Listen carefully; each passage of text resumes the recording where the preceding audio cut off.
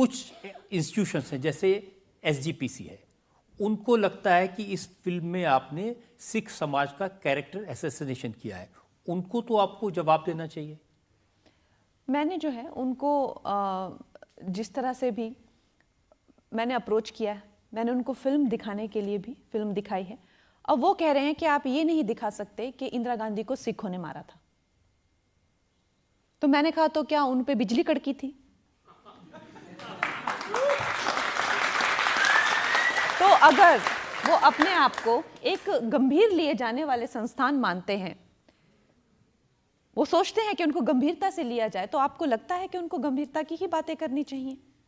और किसी भी क्राइम को किसी कम्युनिटी से जोड़ना, ये राजनीति की जो रोटियां जो सेकना ये लोग चाहते हैं। आपको अब ये तो नहीं लग रहा कि इंदिरा गांधी पर फिल्म बनाकर मुसीबत मोल ले ली?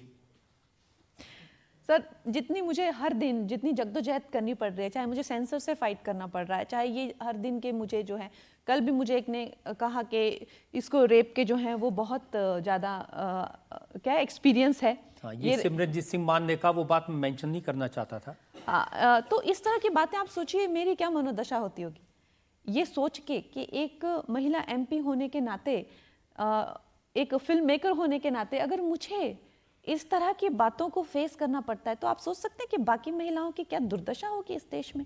आपने जयललिता पर भी फिल्म की थी, तब भी कंट्रोवर्सीज हुई थी? नहीं, जब मैंने जयललिता पे फिल्म की थी तब बिल्कुल भी कंट्रोवर्सी नहीं हुई थी।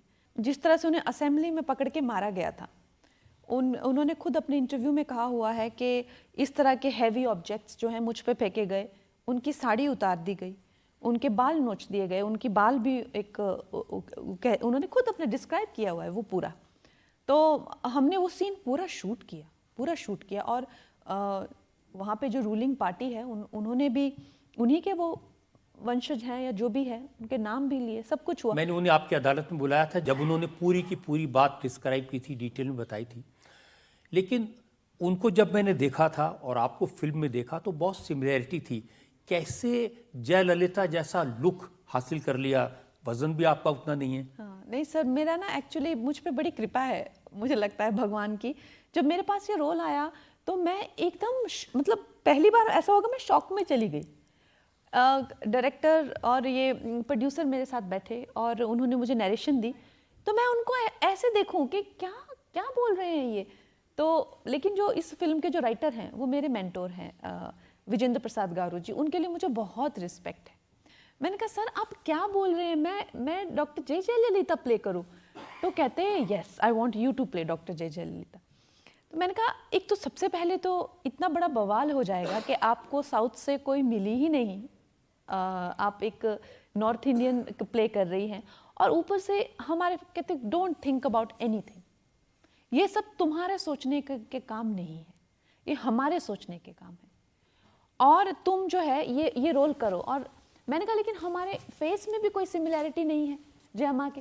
और रजत सर, ऐसा कुछ कुदरती करिश्मा होता है और ऐसा कुछ, जैसे मैं उनका ध्यान करती हूँ या उनका मुझे आशीर्वाद मिलता है, मेरी पूरी शक्ल चेंज हो गई, मैं उनकी तरह लगने लग गई, पूरी मेरी शक्ल। कोई आपकी चाहे मुझे कहे कि आपका एंगुलर फेस है, उनका राउंड फेस था, ये वो हजार चीज़ें, आप नॉर्थ इंडियन से कुछ फर्क नहीं पड़ता है। तो ऐसा एक कला का जो एक, तो आपने वजन बढ़ाया, मेकअप से चेंज किया? वजन मेरा पहले भी बढ़ा है, लेकिन ऐसा नहीं हुआ कि मैं जयललिता जी जैसे दिखने लग गई। लेकिन मैं इसके लिए बहुत रोमांटिक हूँ, मुझे लगता है कि मुझे इन महिलाओं का आशीर्वाद मिलता है और ये जो है चाहती हैं कि मैं ये करूँ। मैंने हमेशा सोचा कि रानी लक्ष्मीबाई की कहानी कितनों ने बनाना की कोशिश की, लेकिन वो चाहती थी मैं बनाऊँ। मैं इस चीज़ को लेकर थोड़ा एक रोमांटिक आइडियाज़ रखती हूँ। डॉक्टर जे जयललिता की कितनी उन्होंने चाहा कि कंगना में, मुझे लगता है कि इंदिरा गांधी भी ये चाहती थी कि मैं उनका ये रोल प्ले करूं, और मुझे कभी इच्छा नहीं थी कि मैं इंदिरा गांधी बनूं, मुझे कभी बिल्कुल इच्छा नहीं थी।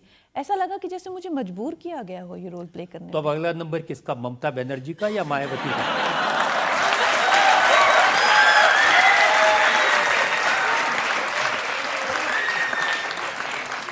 कलाकार के लिए तो कुछ भी मुश्किल नहीं, बट मुझे लगता है मायावती जी जो है as a leader, I would love to play.